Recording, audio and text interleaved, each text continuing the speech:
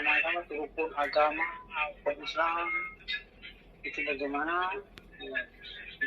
Sebelumnya berapa malam ini saya tidak bisa mengikuti karena ada keperluan dari mana baru pulang, dan kedua ada orang meninggal juga.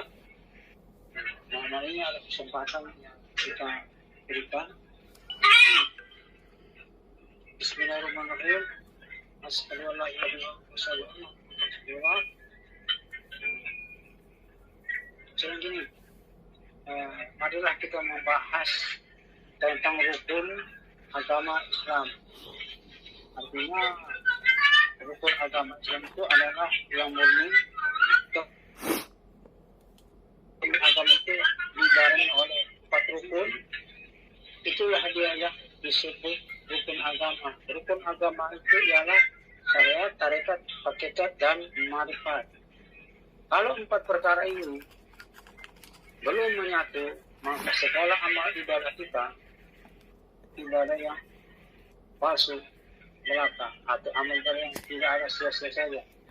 Karena amal ibadah itu tidak akan berdiri sendirinya. Ya, tentunya ada syariatnya, tarikatnya, hakikat, dan marifatnya.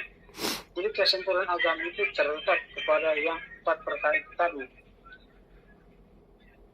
Inilah yang disebut ilmu tauhid atau ilmu tasawuf. Rukun agama itu tadi disebut juga dengan Islam, iman, tauhid, marifat. Tanpa yang 4 perkara ini belumlah lagi kita dikatakan Islam sejati. Dan iman yang sempurna agama itu lantaran adanya Islam, iman, tauhid, dan marifat. Sekarang bagilah hamba teruskan dan kita jelaskan inti daripada syariat rukun Islam itu. Rukun itu ada 5 perkara. Pertama, syahadat, sholat, puasa, zakat, haji, yang pernah saya jelaskan. Dan tiap-tiap perkara mempunyai 4 bagian. Pertama adalah syahadat. Syariat itu syahadat. Kalau syahadat itu dia cuma bersyahadat apa? Secara nama, huruf, dan lain-lain. 2, tarekat syahadat, hakikat syahadat, marifat syahadat. Kedua adalah sholat, syariat sholat, tarekat sholat, hakikat sholat, marifat sholat. Ketiga adalah puasa. Syariat itu pun puasa, tarekat itu pun puasa, hakikat itu pun puasa, dan marifat itu pun puasa. Keempat adalah zakat. Syariat adalah zakat, tarekat adalah zakat, hakikat adalah zakat, marifat pun adalah zakat. Kelima, syariat itu haji, tarekat itu haji, hakikat haji, dan marifat haji. Sekarang baiklah kita uraikan tentang syahadat. 1. Syariat syahadat ialah mengucap 2 kalimat syahadat. Tarekat syahadat ialah pada sholat sejatinya, supaya orang paham, sedang melakukan taklid kepada Tuhan Allah Subhanahu wa Ta'ala. Itu tarekatnya. Hakikat syahadat ialah hidup hayat yang hakiki. Marifat syahadat adalah agar supaya merasa dan mengikuti yang mencorong itu sama dengan zat dan sifat Allah Subhanahu wa Ta'ala. Ya. Yang kedua ialah tentang sholat. Syarat sholat ialah berdiri, ruku, sujud, dan duduk. Itu syariat ya. Sholatnya syariat. Saya ulang lagi. Syariat sholat ialah berdiri, ruku, sujud, dan duduk. Tarekat sholat ialah tajalli mutlak sholat sejati. Hakikat sholat ialah telah jelas adalah alif, lam, awal, lam, akhir, ha. Katakanlah Allah tak salah lagi. Narun, haun, maun, dan tarabun. Dan 4 ini tadi mesra dengan tajridnya kepada Allah Subhanahu wa Ta'ala. 4 marifat sholat ialah sampai bertemu dengan Nabi Muhammad. Yaitu 4 perkara itu tadi. Yang ketiga ialah tentang puasa.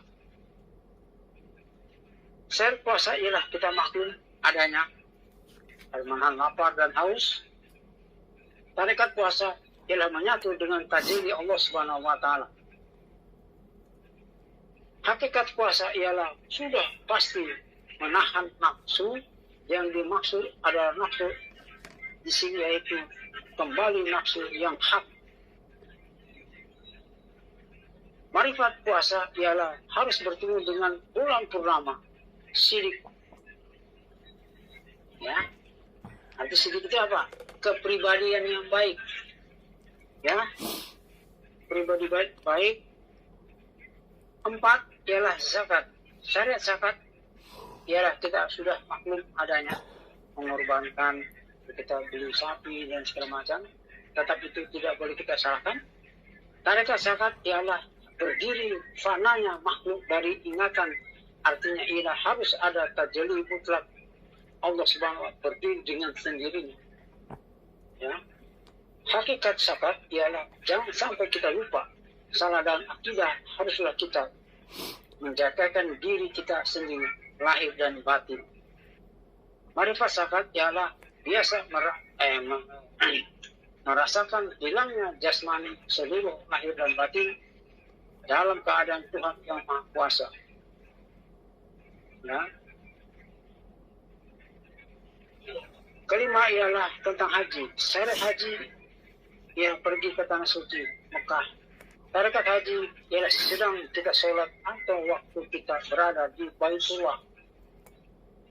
Hakikat haji ialah melebur dosa dengan dalam marifat. Marifat haji ialah rohani dan jasmani telah menyatu dalam persatuan yang mutlak utuh. Demikianlah tentang rukun Islam yang kelima perkara sekarang telah nyata kepada kita. Bahwa rukun Islam itu pecah menjadi 20 rukun. Ya, itulah sifat 20 yang sebenarnya. Dan sifat 20 itu simpul kepada sifat 7.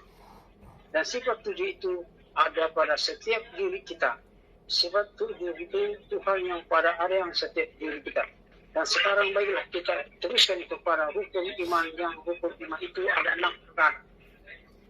Ya, supaya orang akan tahu. Rukun iman, perihal rukun iman itu ialah amantu billahi, ini sudah umum,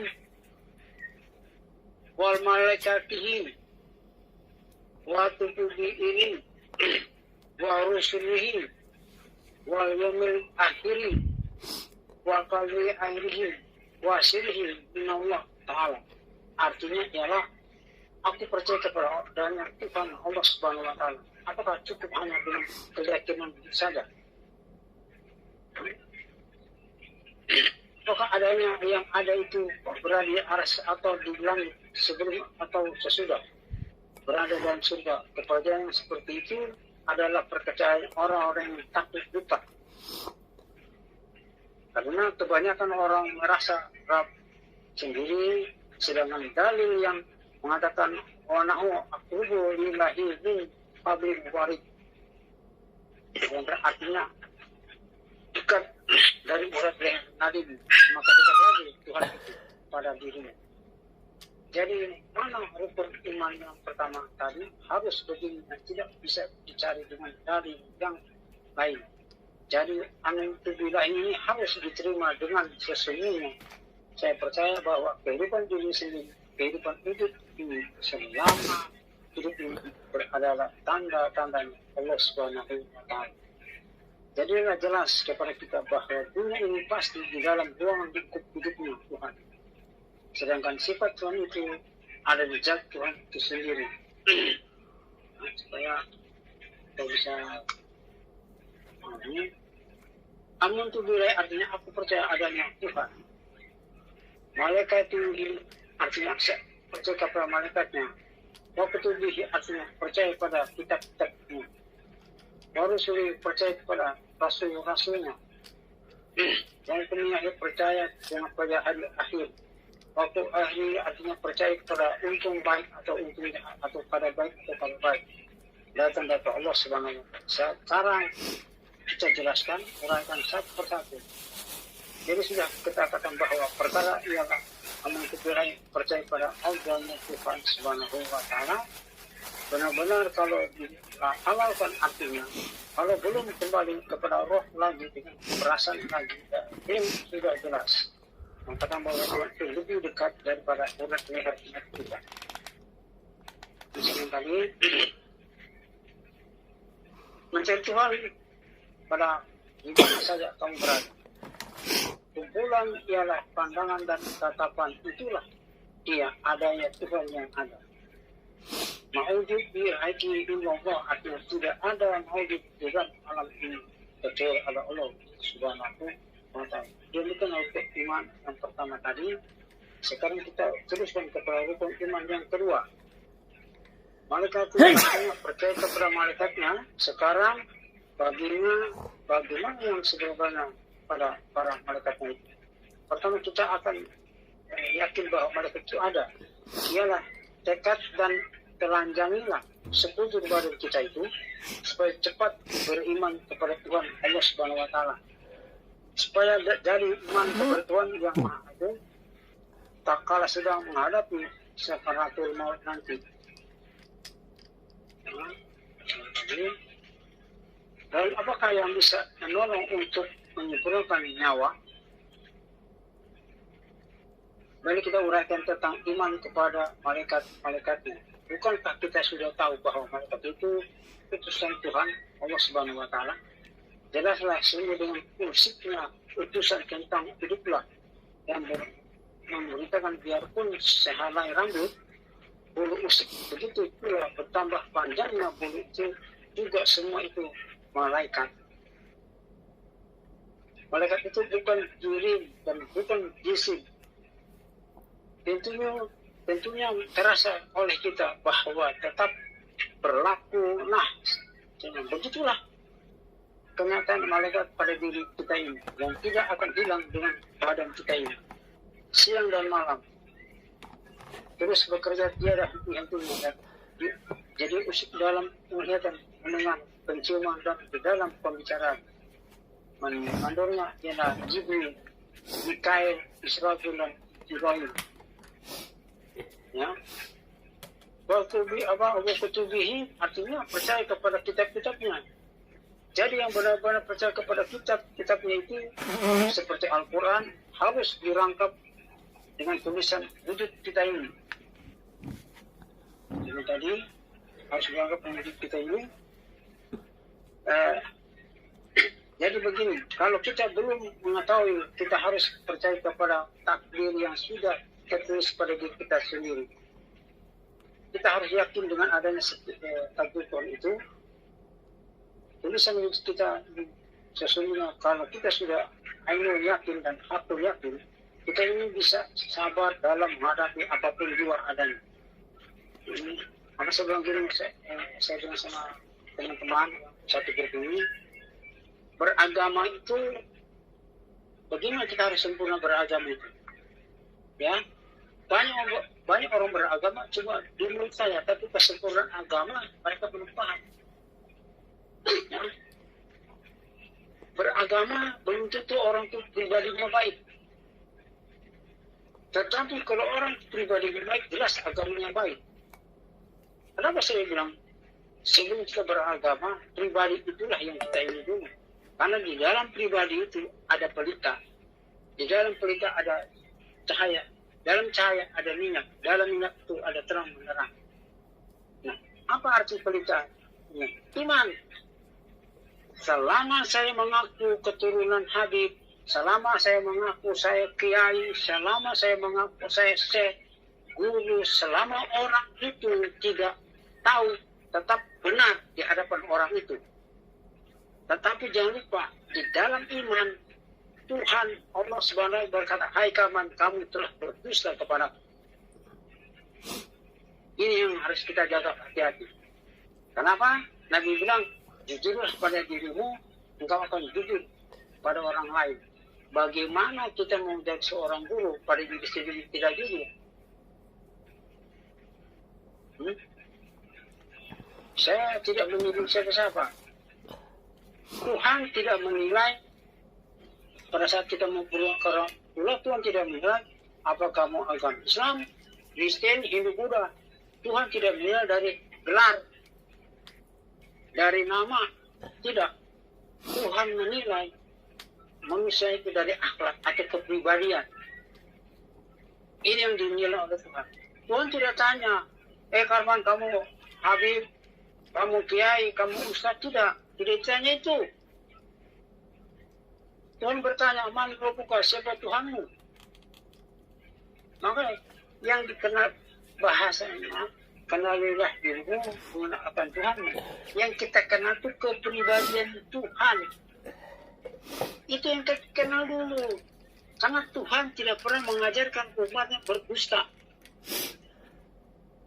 Mengaku beriman, tapi kita berdusta pada diri sendiri. Sama juga dia mendustai Allah Subhanahu wa Ta'ala. Ya, ini yang harus kita renungkan, Pak. Saya bilang. Kenapa saya berani ngomong begini? Supaya bapak-bapak yang satu grup dengan saya itu harus percaya. Tuhan punya sifat. Jalal, Jamal, Kamal, Faham. Kesempurnaan, keelokan, keinginan, kekerasan. Arti kekerasan Tuhan itu, kalau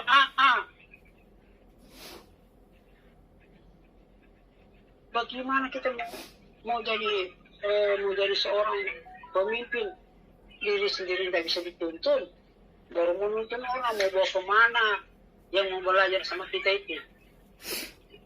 Kita mau dijerumuskan kemana?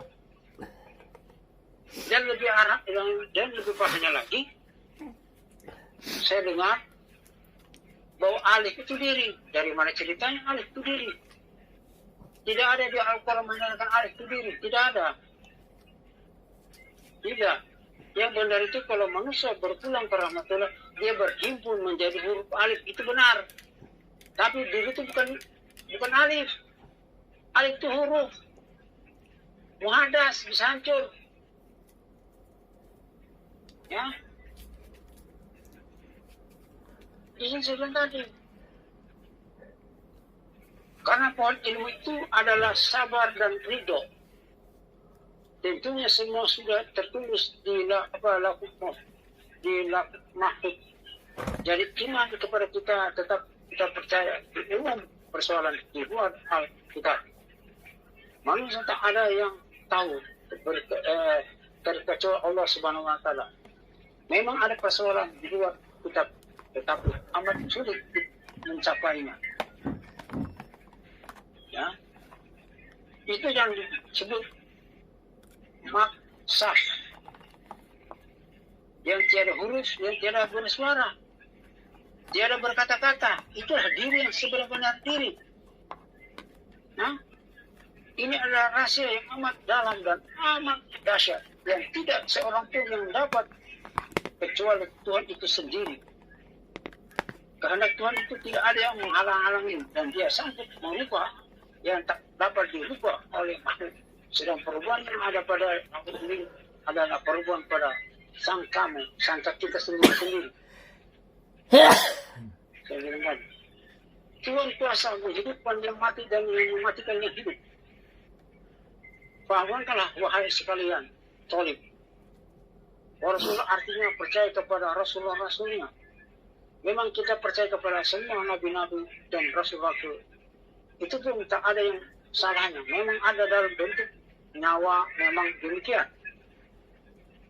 Memang tadi, ya.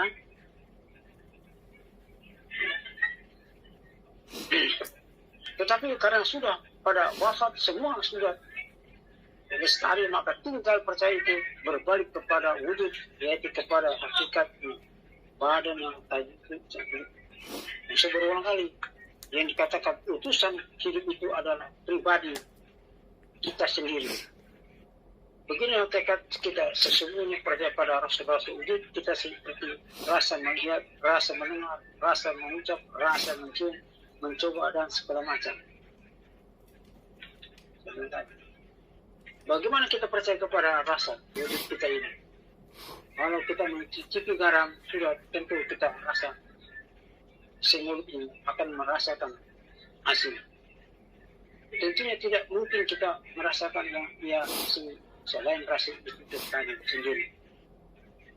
Ini pula yang seperti pendengaran tidak mungkin salah lagi mendengar, seperti pendengaran tidak mungkin lagi salah melihat, pencium tidak bisa pengucapan tidak ada salah ucap.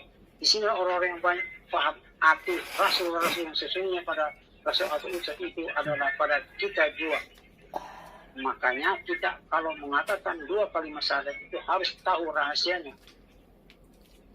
Kalau Tuhan mengatakan aku naik saksi, ya Tuhan melainkan aku dan Muhammad itu utusanku, maka kita pun demikian pula adanya. Kalau hasil daripada itu, maka tersalahlah marifat kita. Orang kebanyakan salah memahami tentang arti Rasul yang sebenar-benarnya. Mereka mengira Rasul itu hanya ada pada nabi-nabi seperti Muhammad, jadi yang dimaksud dalam pengertian Muhammad itu utusanku, yaitu dalam arti rahasia marifat. Karena setiap insan kami itu mempunyai utusan Rasul pribadi masing-masing. Di sinilah telah nilai dan barang yang bernilai itu letak di dalam pribadi masing-masing.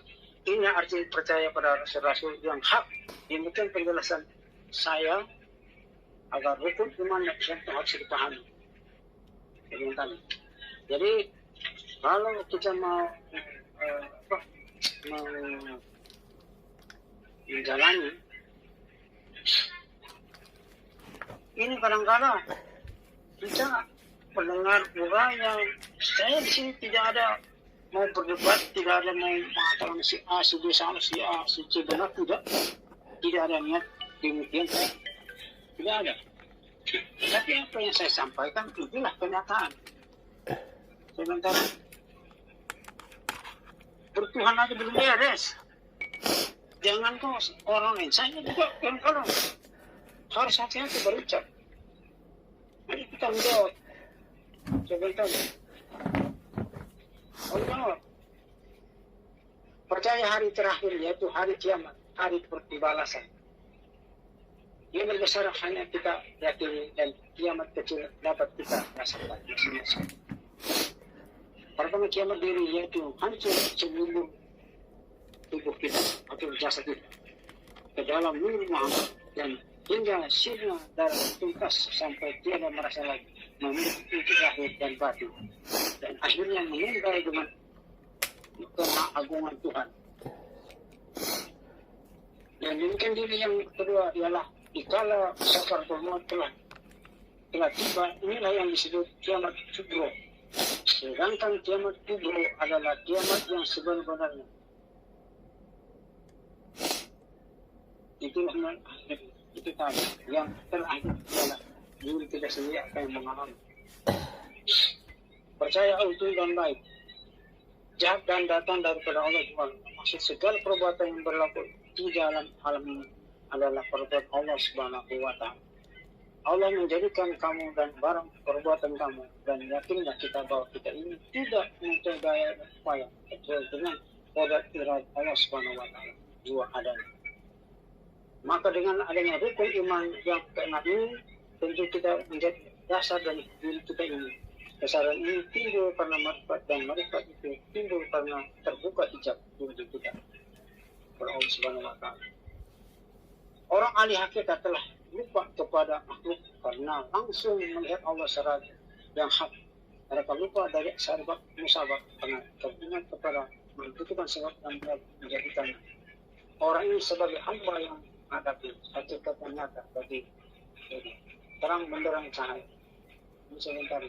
Dan sedang berjalan dalam badan telah sampai pada puncaknya dan ia sedang tenggelam dalam alam cahaya sehingga tidak kelihatan bekas-bekas makhluknya lagi dan lebih banyak lupa terhadap alam daripada ingatan kepada makhluknya dan bertemulah daripada pengganggu ia insaflah dirinya daripada tentangnya perasaannya dan lupa terhadap makhluk daripada ingat kepada mereka. Yang kedua seorang ahli hakikat yang telah fana zahirnya dan fana batinnya kepada yang hak, dan siapa telah fana dan Allah yang pasti ia lupa atau goib daripada segala sesuatu. Orang ini pandangannya Allah semata, dalam tauhidnya dia merasa seolah-olah sebagai hasil kepintaran sendiri, maka tauhid itu belum benar-benar ada. Dan tauhidnya itu tidak dapat menyelamatkan dirinya sendiri.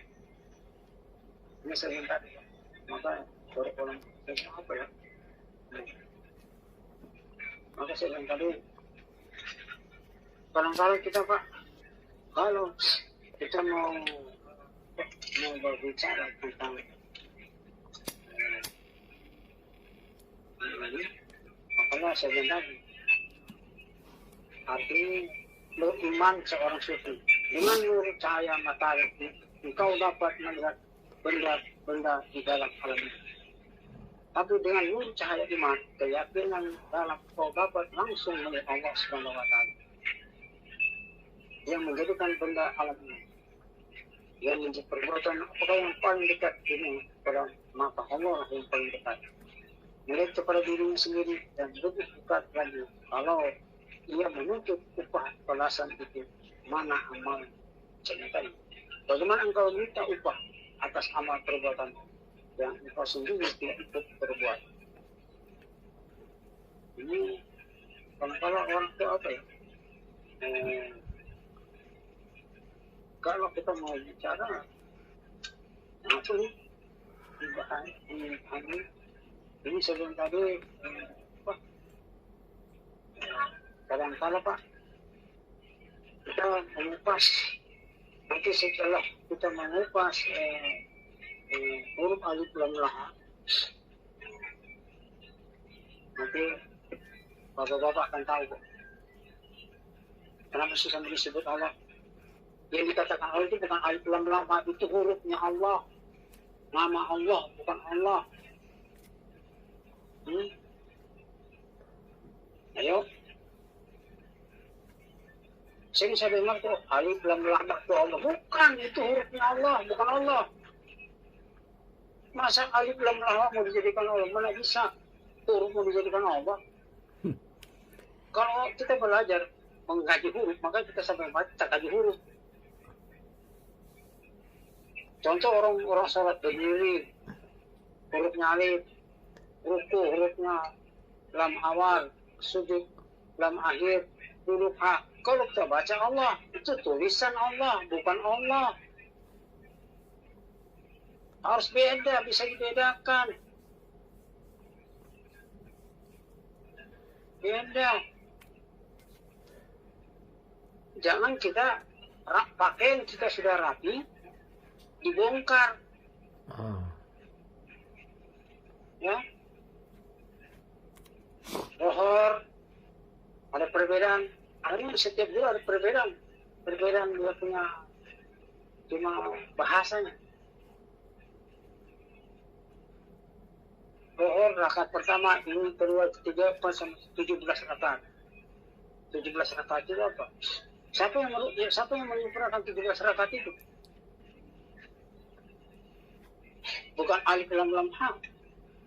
Alif lam lam itu bisa hancur karena dia muhadas huruf.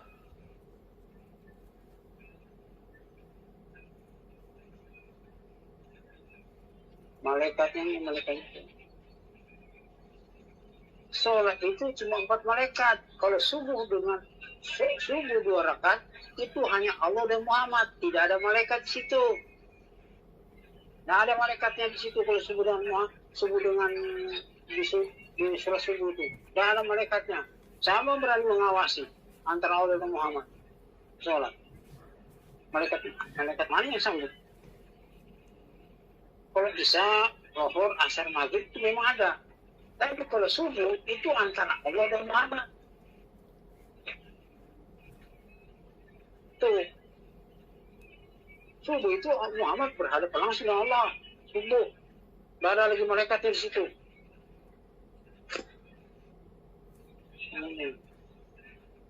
Nur Muhammad, beliaulah yang mula-mula sekali mengatakan bahwasanya kejadian alam dunia hanya pada mulanya dia berkata hakikat atau Nur Muhammad. Nur Muhammad itulah asal segala kejadian. Sampai bersamalah perjalanan persamaannya dengan renungan ahli filsafat yang mengatakan bahwa mula-mula terjadi ialah akal pertama. Menurut katanya Nabi Muhammad SAW itu terjadi dua rupanya, yaitu rupa qadim dan azali. Dia telah terjadi sebelum terjadinya seluruh alam yang ada ini. Ingat baik-baik. Ya. Daripada disauk segala ilmu dan irfan, dan yang kedua adalah rupa sebagai manusia, sebagai seorang rasul yang nabinya utus Tuhan berupa yang bernama manusia itu sendiri, menempuh maut, tetapi rupanya yang tadi itu tetap ada meliputi alam sendiri. Maka daripada itu nur rupanya yang tadi itulah diambil segala nur buat menciptakan segala para nabi-nabi dan rasul-rasul dan aulia dan anbiya dan hal kejadian. Dia telah awal dan hal yang kenabian. Dia yang akhir dan hal akhir adalah dengan dia dan dengan Allah. Dia yang pertama dalam hubungan, dia yang akhir dalam kenabian, ya. Dan dialah yang batin dalam hakikat, dan dialah yang lahir dalam arifat. Hendaknya Nur Muhammad itulah pusat kesatuan alam dan pusat kesatuan nubuat. Segala nabi-nabi, segala macam ilmu, hikmah dan nubuat adalah pancaran belaka dari sinarnya Subhanahu wa Ta'ala. Ini kalau kita mau lepas pelan-pelan, mari kita gali sedalam-dalamnya isi Al-Quran itu, yaitu dengan bantuan dan pertolongan Tuhan kepada kita ini. Janganlah kita hanya mengkaji kulit luar, hanya saja sedang diri kita sendiri selalu ditutup oleh keindahan lahir semata-mata. Dan kita kadang-kadang hanya berlomba-lomba menjalankan ibadah zahir sehingga mungkin menyembah dan memuji kepada Allah dengan hiasi lagu-lagu perhiasan, dengan segala keindahan, dengan segala kebanggaan. Tetapi tidak luput daripada kelupaan kepada Allah, karena semua itu belum kita temu dengan hak. Dan semua itu tidak mencukupi dari aturan yang terdapat di dalamnya. Dalil yang mengatakan wa'budu rabbuka wa'budu rabbuka hatta ya'tika yaqal. Yakin artinya ialah kalau engkau menyembah kepada Tuhan haruslah sinyal yakin, ainun yakin. Maksud harus tahu serta waspada kepada Tuhan. Janganlah hanya dikira-kira saja. Janganlah seperti dijadikan dalam hatinya bahwa Tuhan itu ada di atas alas atau di atas kursi atau di atas langit. Apakah mereka lupa kepada Dia yang berdiri? Wanahu aqibu, artinya ialah bahwa Tuhan akrab dengan segala bentuk di sini, di dalam dunia ini, dan sudah tidak ada antaranya. Lagi sebab itu renungkanlah wahai segala tolik. Apakah yang akan akrab dengan wujud jasmani kita ini? Kalau saya mau terlibat pelan-pelan, bisa. Dan itulah penggalian secara mendalam dalam urut isi yang sebenarnya. Jadi kesimpulan ialah hidup kita inilah kekuasaan Tuhan yang yaitu yang disebut hakiki Muhammad itu tadi. Ya. Hakikat Muhammad itu ialah utusan Tuhan. Oleh karena itu haruslah ya, kita cari sampai dapat sifat hidup kita supaya kita bisa kembali ke hidup yang sejati, yaitu hidupnya ilahi, hobi yang abadi dan azali, tidak terkena rusak, yaitu zat yang masuki yang disebut hakul, tempat kita kembali dan tempat asalnya manusia bermarifat sebagai kesempurnaan sejati kita. Sekarang apakah yang kita sebut hakul Adam? Hakul Adam ialah alam dunia ini. Jadi kalau belum marifat tentunya tidak bisa kembali kepada hakul itu tadi. Seorang wali itu sudah tetap di dalam hak Allah, yaitu di dalam zat Allah Subhanahu wa Ta'ala. Apa yang sebenarnya yang disebut hak Tuhan itu? Hak Tuhan yang sebenarnya ialah pandangan dan tatapan hidup kita ini. Jadi bagaimana sudah kembali kepada hak Allah, sesungguhnya merasa tidak merupakan rasa terpisah dengan Tuhan, sebab sudah wahwa amakum, artinya berbaring siang dan malam. Kalau sudah berbaring hamba dengan Tuhannya, inilah yang disebut cinta sejati dan nikmat. Makanya saya bilang tadi, jujurlah pada diri. Nah, berulang-ulang kali, jujur pada diri sendiri, baru kita bisa jujur kepada orang lain. Nah, kalau kita berbohong pada diri sendiri, kita mengajarkan orang bagaimana pengikut yang kasihan masuk ke jurang nanti, diri sendiri tidak jujur. Apalagi ada orang, jangankan manusia, Tuhan aja dibohonginya. Apalagi manusia. Orang-orang itu kan berani berbohong kepada Tuhan dia. Dia tidak sadar bahwa di akhir kehidupan akan menanti.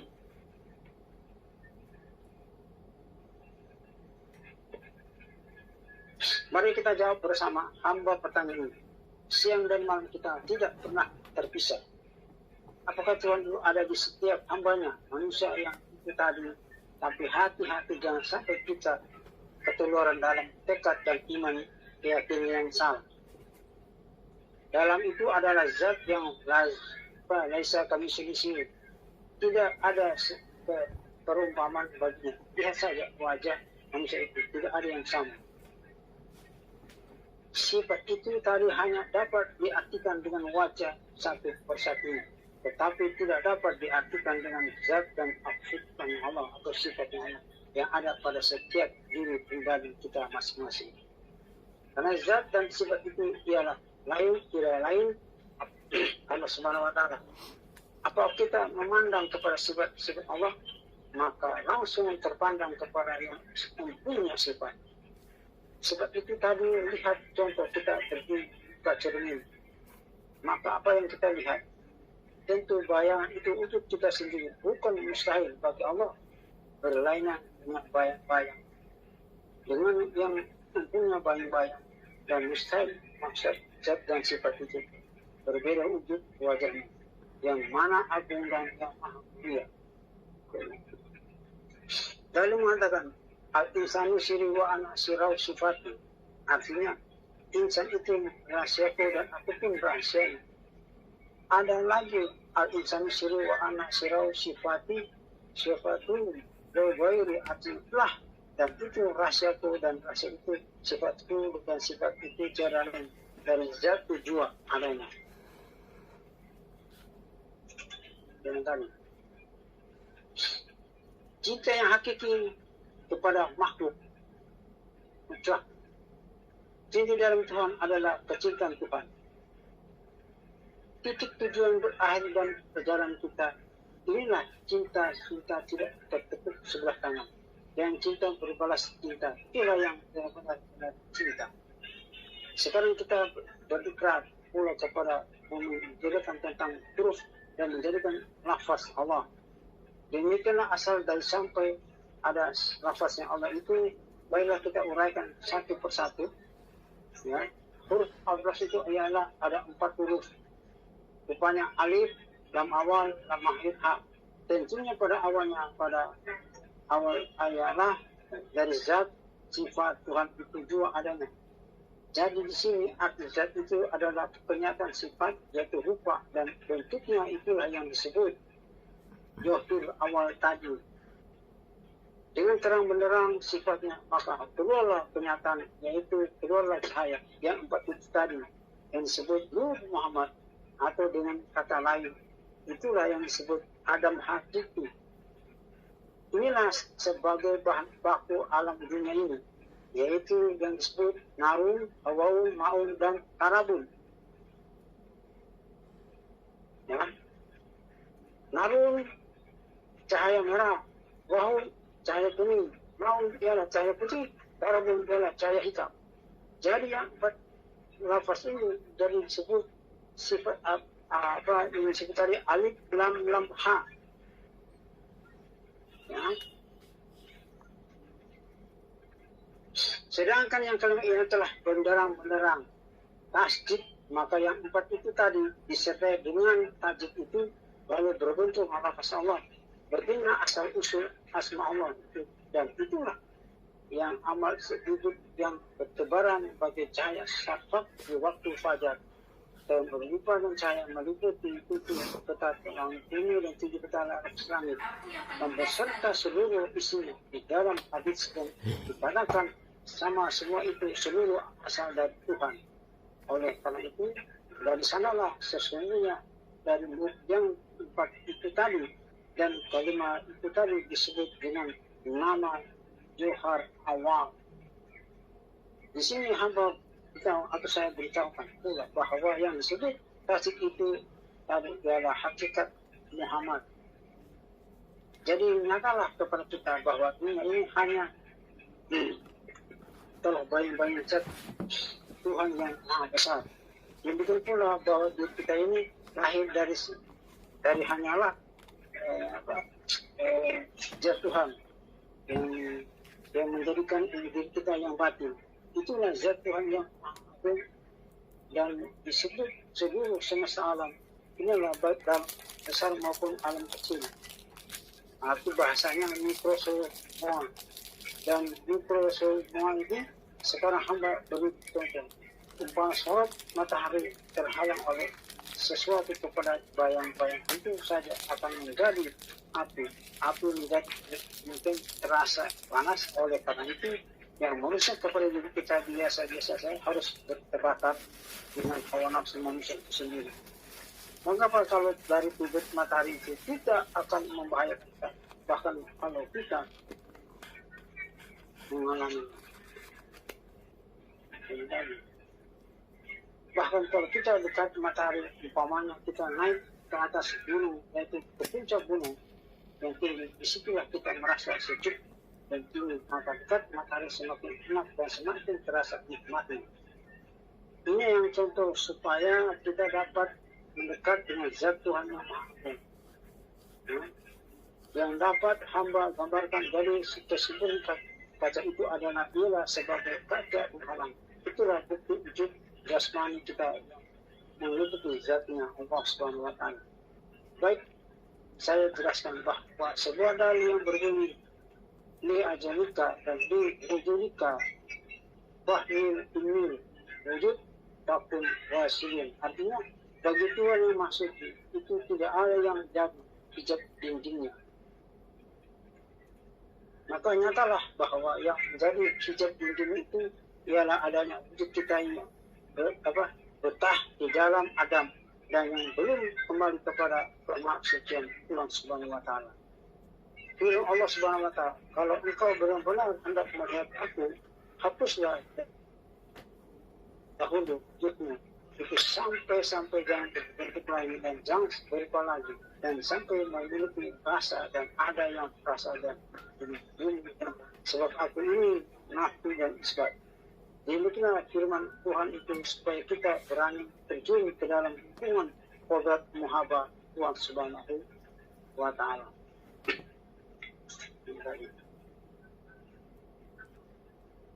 Jangan jauh engkau mencari ajaran, karena ajaran itu berada di dalam dirimu sendiri. Bahwa seluruh dunia ini telah berada di dalam dirimu sendiri. Jadikanlah dirimu itu cinta sejati dan abadi. Dengan cinta itu kau dapat melihat dunia. Arahkanlah pandanganmu dengan tajam dan kebeningan perasaan Allah rupanya. Kepadanya siang dan malam. Karena apakah yang kenyataan? Segala sesuatu yang tampak di sekeliling kita adalah akibat perbuatan. Oleh karena itu, jelaslah sudah bahwa Tuhan beserta kesuciannya dan abadi berada dalam kecintaannya. Bila engkau telah berada dalam cinta, engkau tidak akan menemui kesulitan lagi. Agaklah masuk dan keluarlah tetap jalan bagi pengeluar tentang hal ini sangat berbatas sekali. Dia sama sekali tidak berbentuk seperti sang tamu. Dia tampak oleh orang biasa yang orang, tetapi dia tetap ada dan tetap hadir. Tetapi bagi orang yang berakhir dalam pandangannya maka tampak sesuatu yang benar dan agung. Ketika dipandangnya wujud, maka dengan jelas nampak bayang-bayang itu.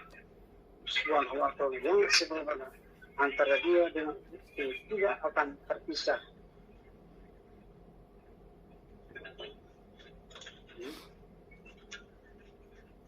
Dia tidak tampak karena terdesak oleh gerakan-gerakan sendirinya dari seluruh alamnya.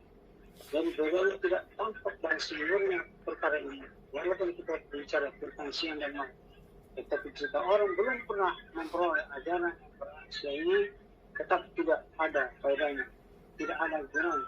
Jika engkau sholat, umpamanya sedang hadiran tidak pernah ada di hadapannya, maka kehadiran anggaplah hadiran yang tetap sebaliknya, bahwa keadaan itu kau anggap seperti tidak ada.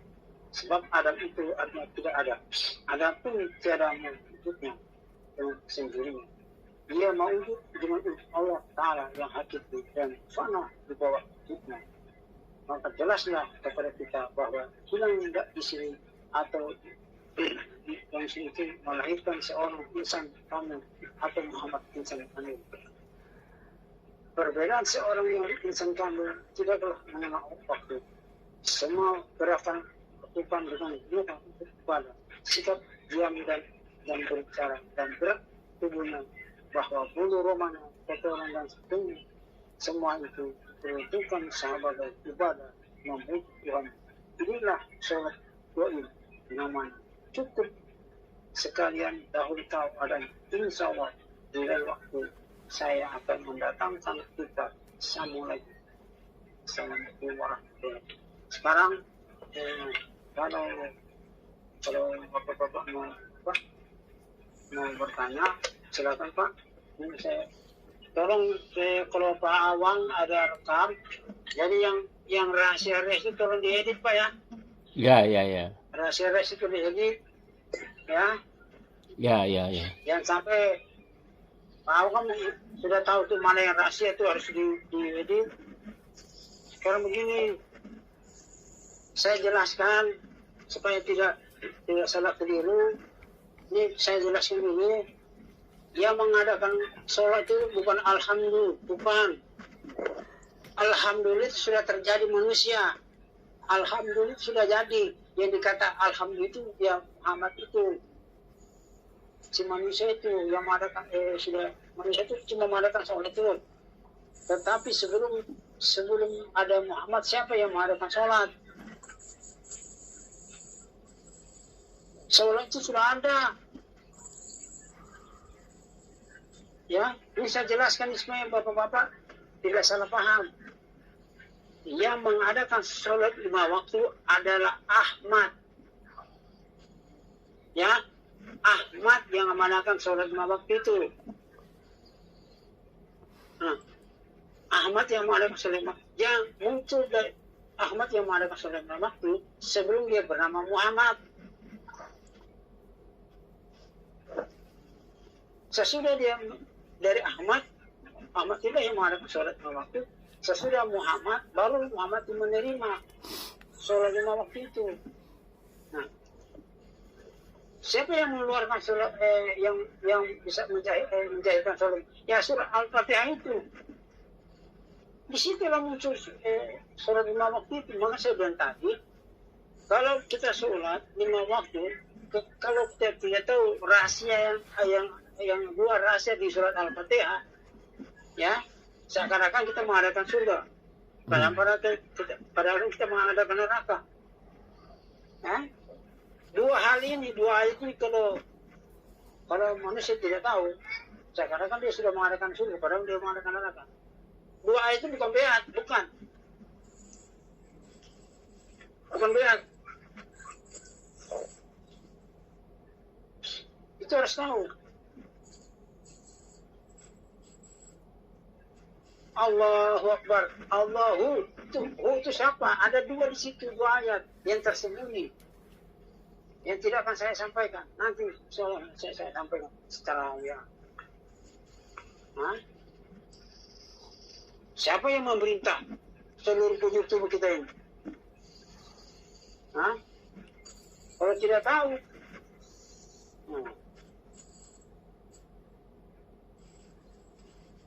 sebentar tadi sebelum kita mengangkat takbir, apa yang perlu kita dirikan? Itu memang ada. Nanti nanti saya uraikan satu persatu. Formal Jumat, mungkin saya akan uraikan satu persatu. Ya.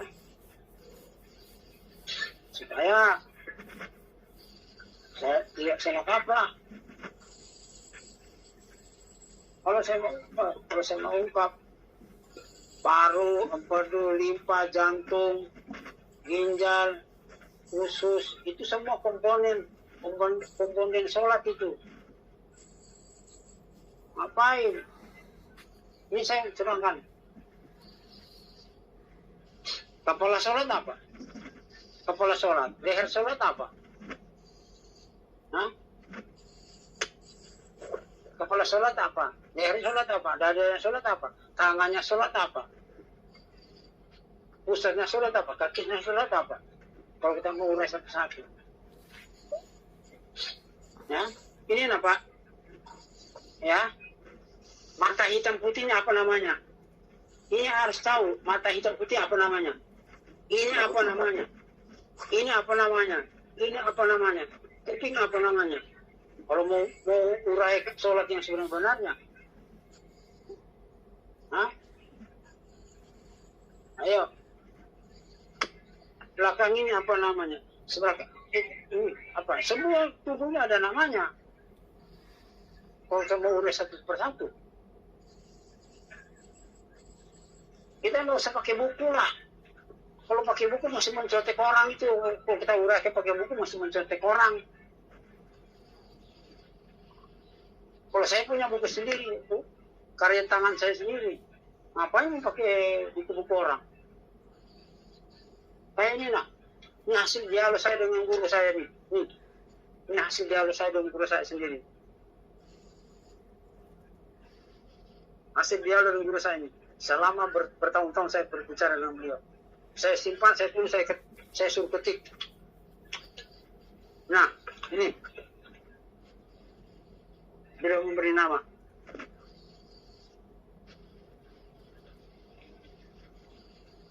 Ya.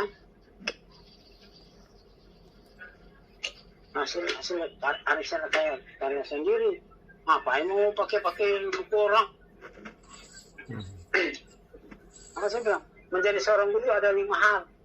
Harus sudahkah memahami ilmunya, sudahkah belajar sama ahlinya, sudahkah bertemu dengan baginda Muhammad Rasulullah SAW? Sudah. Masuk ke kiri, masuk ke kuping kanan, jatuh ke akhlak, keluar publik ini menjadi mulia. Sudahkah mendarah daging? 5 hal ini harus menjadi seorang guru. Tapi kalau masih fitnah orang, menggunjing orang, mohon maaf. Yang paling ironis lagi Pak, kalau kita berbohong pada diri kita sendiri, bagaimana dengan orang lain mau belajar? Kita bohongi orang banyak. Cuma sampai di perjalanan ini belum sampai ilmunya. Kenapa saya berani ngomong begini Pak, Bapak-bapak atau rekan-rekan yang ada di Pulau Jawa? Berulang-ulang kali saya bilang kita harus jujur pada diri. Yang kita hadapi ini bukan manusia. Allah Subhanahu wa Ta'ala di akhir kehidupan. Itu sebenarnya tadi Pak Jimmy. Selama saya mengaku Ustadz, selama saya mengaku Habib, selama saya mengaku Kiai, selama saya mengaku Syekh, selama orang itu dia tahu benar di pandangan orang. Tapi saya lupa, iman saya juga mengatakan, karaman kamu setelah berpisah sama Allah Subhanahu wa Ta'ala dan berpisah pada diri sendiri. Bagaimana saya mau belajarkan orang? Diri sendiri saya tidak bisa tuntun. Bagaimana dengan orang lain? Ini yang saya bilang. Saya tidak menyinggung siapa-siapa. Cuma saya tegas ngomong ini supaya orang itu bisa kuku. Kita belajar Pak, jangan terpengaruh dengan hal-hal yang kita pandang wah, jangan. Yang kita cari itu akhlak seorang guru itu. Kalau saya banyak difitnah, jadi saya tidak heran lagi sudah. Kalau saya diskusikan nggak apa-apa. Biar kalau orang menfitnah saya nanti, pada akhirnya mereka cari juga sama saya kok. Untuk apa? Untuk apa? Fitnah dibalas dengan fitnah untuk apa? Sama saya bilang, yang penting saya sudah jujur pada diri saya sendiri. Saya kalau tidak tahu, saya mengatakan saya tidak tahu. Itulah prinsip saya. Seperti mama, Pak Jimmy ada amanah sama, bagaimana ini kasih sama orang. Begitu saya sampai balik pulang, saya kasih itu. Orang yang amanah Pak Jimmy, saya kasih. Diri tahu, saya ngomong, demi Allah, demi Rasul, demi bumi dan langit, saya bersumpah. Saya kasih, begitu saya sampai. Bagi orang yang tidak mampu, tetap saya pegang teguh amanah itu sama Pak Jimmy. Saya kasih. Saya berjalan, saya lihat orang buta, saya kasih. Saya kasih. Sesuai dengan amanah Pak Jimmy. Kenapa? Bagaimana orang mau percaya sama kita, Pak? Bagaimana orang mau percaya dengan saya kalau saya tidak mau pegang amanah? Yang utama itu, Pak, Tuhan menilai dari pribadi kita. Kenapa saya bilang Nabi Muhammad dipilih dari Rasul? Karena beliau mempunyai pribadi yang baik, akhlak yang mulia. Kita bisa kok mengikuti. Bisa kita mengikuti. Asal berani jujur pada diri sendiri dulu. Tunjuk mana dan diri. Jujur pada diri sendiri, tunjuk utama. Kalau kita mau berhasil mau memahami ilmu ini, saya bilang, harus tunjuk pada diri sendiri.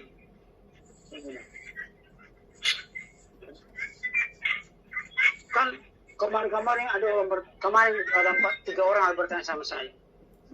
Mereka mendengar dari seseorang bertanya kepada saya. Saya bilang jangan bertanya kepada saya. Bertanya kepada orang yang menjelaskan itu. Bertanya kepada orang yang menjelaskan. Jangan bertanya kepada saya. Saya bilang.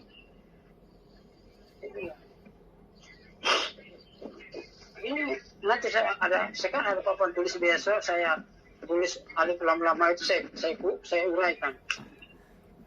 Saya uraikan. Tunggu sebentar. Ini yang saya jelaskan sini.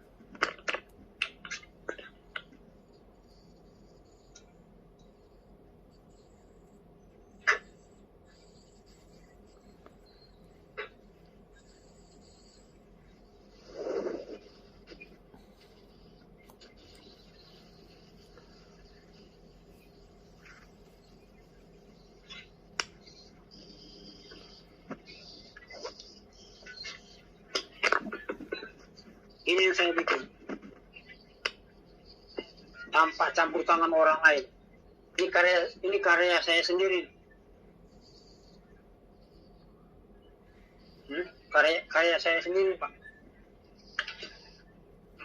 Mohon maaf kalau tulisan Arabnya kurang baik ya, karena saya tidak terlalu mahir tulisan Arab. Tidak terlalu mahir. Ini karya saya sendiri. Tidak menyontek orang, tidak. Karena saya punya bukti. Kalau saya mau kupas, alif lam lam ha. Alif itu ibarat yang menjadi tubuh. Alifnya rahasia pada Muhammad. Ya, lam akhir sifat menjadi akal pada Muhammad. Asma menjadi ilmu pada Muhammad. Ha menjadi perbuatan pada Muhammad. Ya. Turun ke bawah. Hak perbuatan pada Muhammad. Lam awal menjadi iman pada Muhammad. Lam akhir menjadikan nafas pada Muhammad. Alif menjadikan sir pada Muhammad. Ini saya jelaskan tentang alif. Tapi saya tidak pernah bilang alif itu diri, nada. Alif itu diri, nada. Di sini supaya bapak pahami.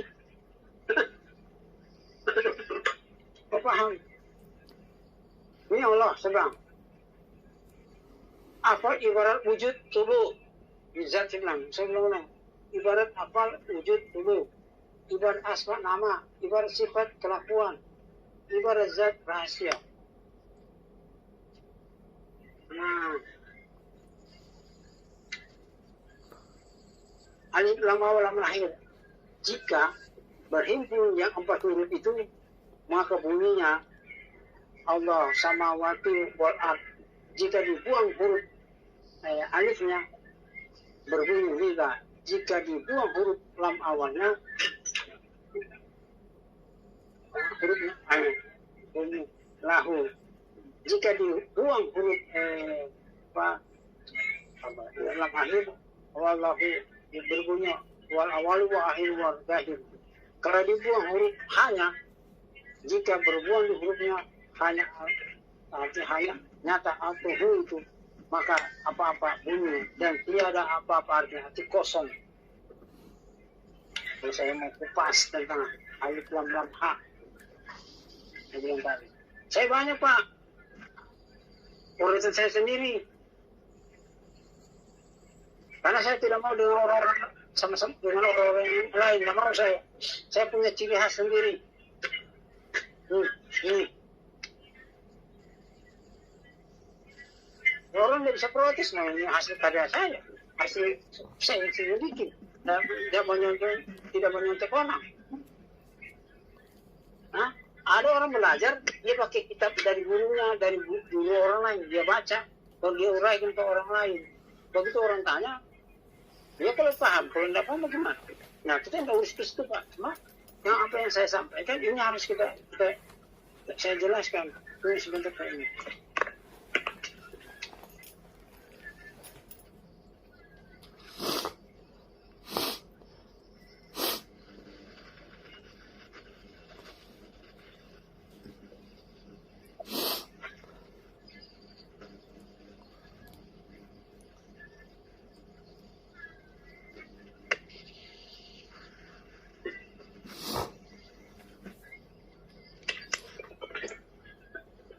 Mungkin pawang keresan pun dapat pawang keresan. Ini nah, saya jawab. Dalam buku Al-Bidayah wal Nihayah, Ibnu Katsir menuliskan bahwa jarak Nabi Adam ini seperti tidak sama Pak Awang, ya, sebagai ukuran, dan ini pernah saya jelaskan di sini. Saya akan, nah di sini saya jelaskan asal kejadian alam dan isi alam. Alam ini mula-mula kosong, sunyi seperti awang-awang di atas. Tidak ada langit di bawah, tidak ada bumi di atas. Dan cahaya juga tidak berita. Tidak bisa dilukiskan dengan kata-kata. Allah masih merupakan zat mutlak. Ya. Zat gaib, zat sejati, dan kedudukan yang misteri tidak dapat dijangkau oleh ilmu pengetahuan apapun, termasuk ilmu yang dimiliki para nabi-nabi dan rasul-rasulnya. Lalu Allah menunjukkan zatnya agar dikenali zat Allah Ta'ala sebesar adalah jagat raya, menampakkan wujudnya sebagai bola berputar, dan di dalam bola ini terdapat debu, gas, dan sinar.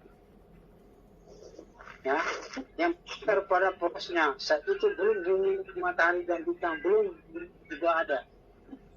Selanjutnya Allah merencanakan pemisahan debu, gas, dan air dan sinar itu, sehingga terbentuklah bola-bola kecil yang mengikuti perputaran bola besar. Bola-bola kecil inilah yang sekali bakal isi jagat raya. Ini yaitu bumi, matahari, bulan, dan bintang-bintang yang dirajut melalui zatnya, yaitu perputaran yang bersifat gaib. Yang disebut hukum alam yang di hakikatnya adalah wujud zat Allah Subhanahu wa Ta'ala.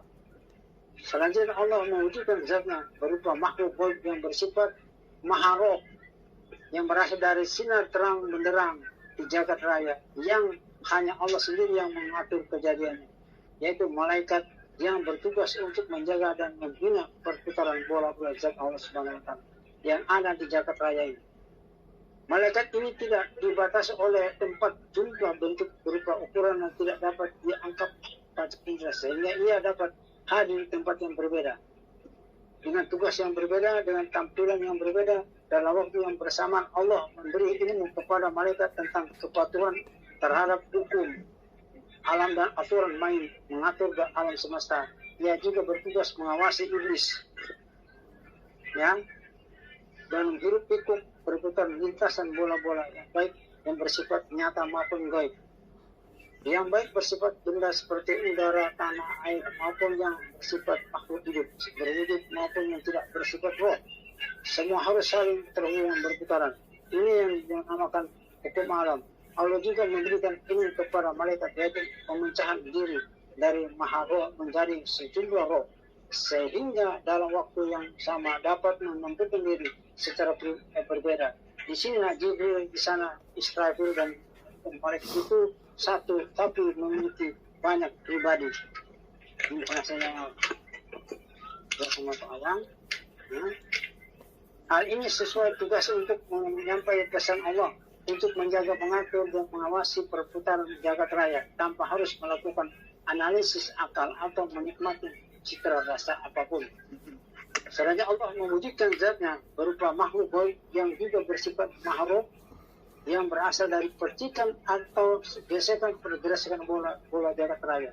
Api, tiada ada iblis, tugasnya melakukan seleksi kehidupan atau menentukan pilihan terhadap makhluk yang ditentukan, dan sekaligus mendampingi di dalam kehidupan untuk menciptakan keunggulan dengan jalan bimbingan makhluk yang diperkirakan mampu menjadi pemimpin yang diharapkan mampu menyerap sifat-sifat Allah dengan tataran yang berbeda, sehingga berputar kehidupan yang bervariasi dapat bersinergi dengan mampu menjaga dan memelihara kelestarian jagat raya. Allah memberikan ini kepada iblis. Cara kerja dari iblis ini adalah memecah diri, diberi kemampuan dapat memecah diri sebagai turunan hujan awan yang bermula bernama Lilith. Ini yang saya pernah sama Pak Awang itu. Jadi sebenarnya kalau kita betul-betul mau menganalisa tentang diri,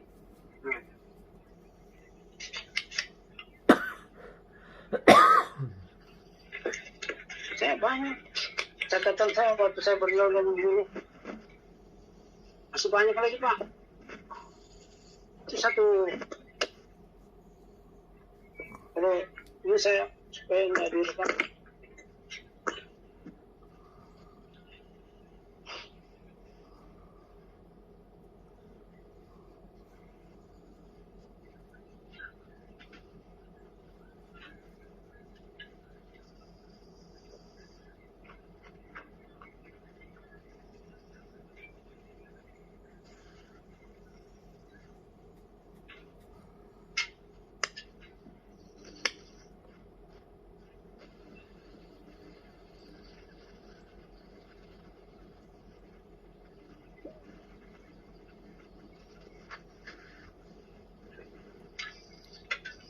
Ini saya akan kirim ke Bapak ini.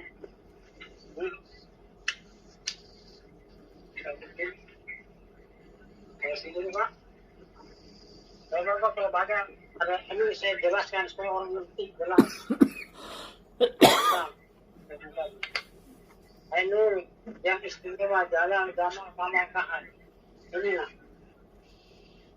Ya, dan sifat rasul.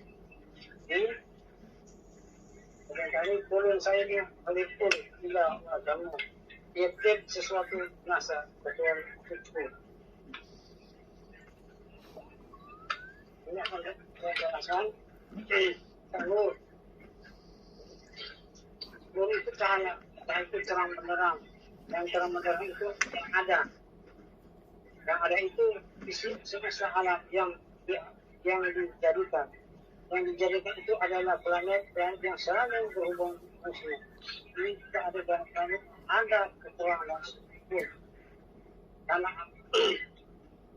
kalau saya mulai itu satu dari penjelasan ini.